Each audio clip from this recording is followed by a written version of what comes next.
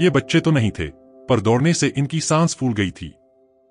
प्रत्येक की यही कोशिश थी कि वह दूसरों को पीछे छोड़कर सबसे पहले मेरे पास पहुंचे।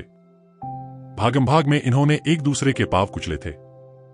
किसी किसी को ठोकर भी लगी थी और उंगलियां लहूलुहान हो गई थीं। सभी मेरे कमरे में घुसे, कोई पहले और कोई बाद में, और घुसते ही चिल्लाने लगे, आपको वही और सिर्फ वही लिखना होगा जो मैं कहूंगा, क्योंकि वही और सिर्फ वही सच है। मेरी समझ में कुछ नहीं आया। मैंने आंखें झुका लीं। देखकर सब चुप हो गए। उन्होंने शायद मेरे माथे पर पड़े बल भी देखे होंगे। आखिर मैंने स्वयं एक व्यक्ति से पूछा, कहो भाई, क्या बात है? वह खुश हुआ। उसे शायद एहसास हुआ कि अब उसी की बात दस्तावेज बनेगी। दम साधकर और फिर सांस छोड़कर वह धीरे धीरे बोलने लगा, जैसे बोलने से पहले शब्दों को तौल रहा हो। लोगों की मत मारी गई है। इतनी दौलत हाथ लगी है कि आंखें होने के बावजूद उन्हें कुछ नहीं दिखता है। सड़क पर चलते नहीं, उसे रौंदते हैं। जाने कौन जहन्नुमी था, जाने कहां से खटारा कार मिली थी जिसे वह बेहिसाब दौड़ा रहा था। मैं पहले ही जानता था कि वह कोई अनर्थ कर डालेगा, और हुआ भी वही। गली से एक बच्चा बाहर आया, बिल्कुल नवप्रस्फुटित कलीसा, और उसे ही कुचल डाला इस जहन्नुमी कारवाले ने। सुनकर मुझे जाने क्या हो गया और मुंह से अचानक चीख सी निकल पड़ी। क्या कहा? उसने कहा, और कह ही क्या रहा हूं। यह बच्चा कार के नीचे आ गया।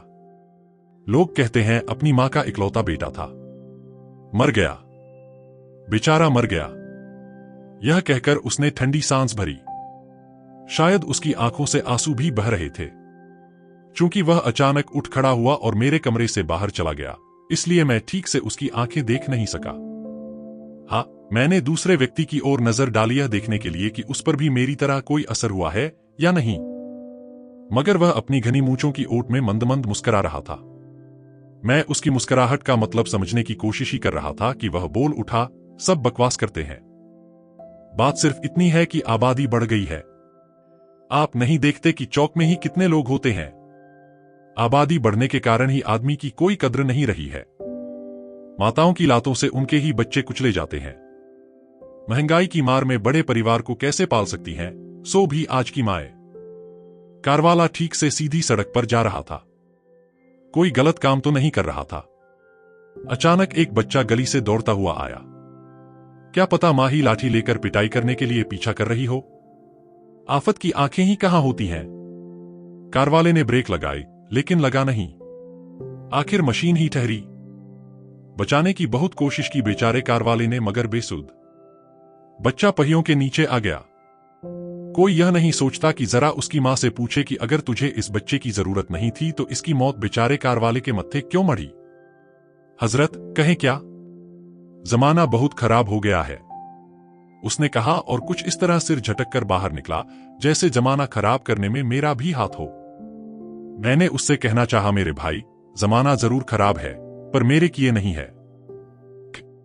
मगर उसने मुझे यह कहने के लिए भी समय नहीं दिया। इस तरह बाहर चला गया जैसे मेरे यहां तशरीफ लाकर उसने मेरी 7 पीढ़ियों पर एहसान किया हो, या यह भी हो सकता है कि भागम भाग में उसके पैर का अंगूठा ही कट गया हो और उससे खून बह रहा हो। बस बोलते जाते हैं, न कुछ जानते हैं न कुछ करते हैं। यह तीसरा बोल रहा था। ऐसे बोल रहा था जैसे अपने साथ ही बात कर रहा हो, नजरें नीची किए हुए। थोड़ा सा खखार कर उसने मेरी ओर देखा और फिर बात आगे बढ़ाई। हमारे एडमिनिस्ट्रेशन में बहुत ज्यादा करप्शन है साहब। इसके रहते आप मोटर वाले या बच्चे वाली मां पर क्या लांछन लगाएंगे? किसी का कोई दोष नहीं है। दोष है तो बस एडमिनिस्ट्रेशन का। यहां किसी भी अधिकारी की कोई भी जिम्मेदारी नहीं है। जब ऐसी दुर्घटना होगी तो आप किसे पकड़ेंगे, कैसे पकड़ेंगे? साफ बात है कि मोटर वाला सीधी सड़क पर अपनी मोटर चला रहा था। नहीं चलाता मोटर? क्या मोटर के आगे इंजन के बदले घोड़ा जोतता? या मोटर को सड़क पर नहीं किसी मैदान में ले जाकर चलाता?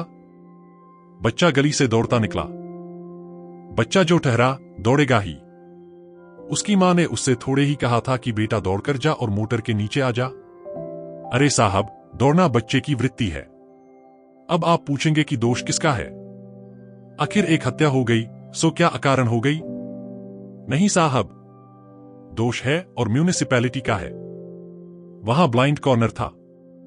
मोटर वाले को गली नहीं दिखी और बच्चे को मोटर नजर नहीं आई। एक्सीडेंट नहीं होता तो क्या गुलाब खिलता? मगर कौन पूछता है म्यूनिसिपैलिटी वालों से। खैर, हमें क्या है, हमने अपनी जिंदगी गुजार दी है। यह कहकर वह इस अंदाज से चला जैसे मेरे कमरे से निकलकर सीधा कब्र में जाकर इत्मीनान से लेटेगा और सोचेगा कि अब जो होगा सो होगा, उसे कुछ नहीं होगा। चौथे ने कहा, देख लिया? यह था एक और बतक्कड़ लाल बुझक्कड़। म्यूनिसिपैलिटी? अबे ओ म्यूनिसिपैलिटी क्या करती? ब्लाइंड कॉर्नर कई जगह होते हैं, पर हर जगह एक्सीडेंट नहीं होते हैं साहब, मैंने खुद देखा है। विदेशों में भी ब्लाइंड कॉर्नर होते हैं, लेकिन वहां इंतजाम भी होता है। वहां के इंतजाम के क्या कहने।